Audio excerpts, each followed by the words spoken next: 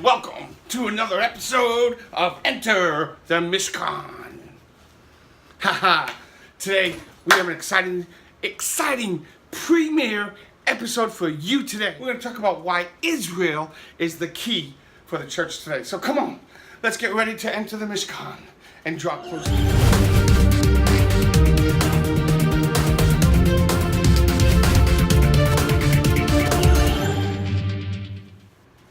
Have you ever wondered why there are so many churches and countless denominations?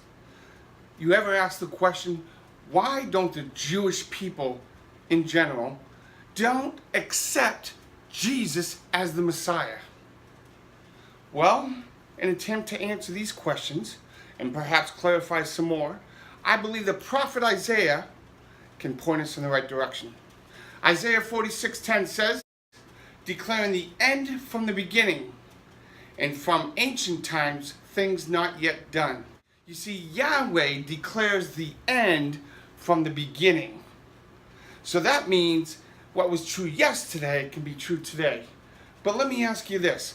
When we are thinking about the upper room church, because it said that the church started in the upper room, how did it start? It started with 12 disciples who were Jewish, and they had a rabbi named Jesus who also was Jewish. Where do you think he was getting his playbook from? What was he drawing his teachings from? Was he drawing it from Plato, Aristotle, Gandhi, Confucius? No. He was drawing his teaching and instruction from the Torah, the prophets, and the writings. You see, before the upper room church, there was already a system in place, if you will, to teach and instruct the people about the things of God. This system was used by Jesus himself. This system is what the disciples used. This system is what we are encouraged to use as well. In fact, in 1 Corinthians 11, Paul says, be imitators of me as I imitate Christ.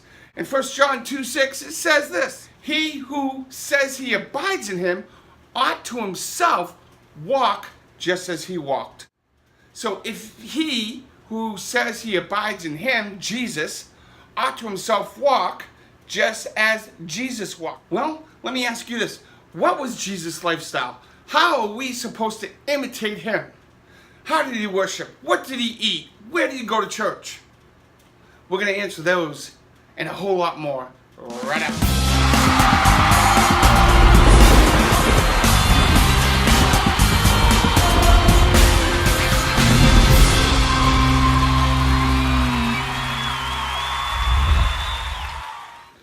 Welcome back. We were talking about systems, the systems that were used in the Bible to teach and instruct people about God. The system that Jesus used, the system his disciples used, the system we're supposed to use. But guess what?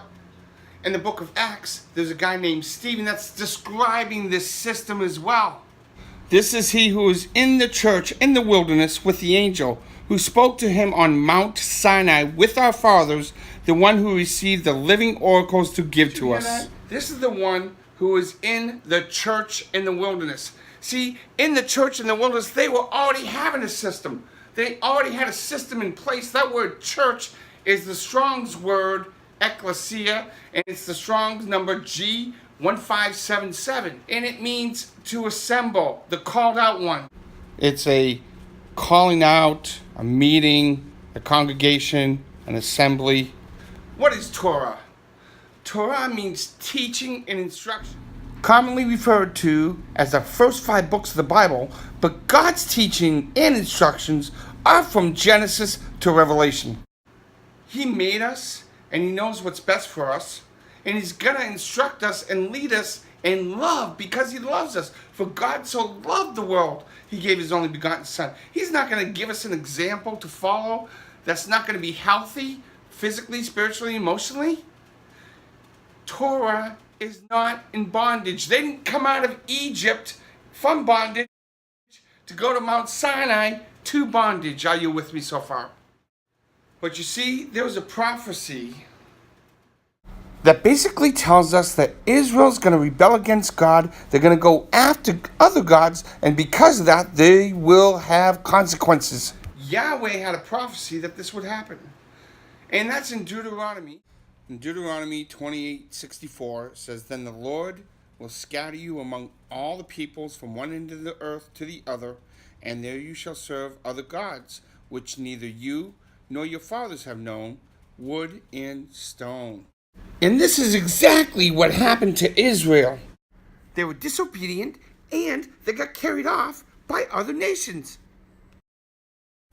So folks, to summarize, Israel was one nation with 12 tribes during the reign of King Saul, King David, and King Solomon. But after King Solomon died, Israel had a civil war and was divided into two groups, the house of Israel and the house of Judah.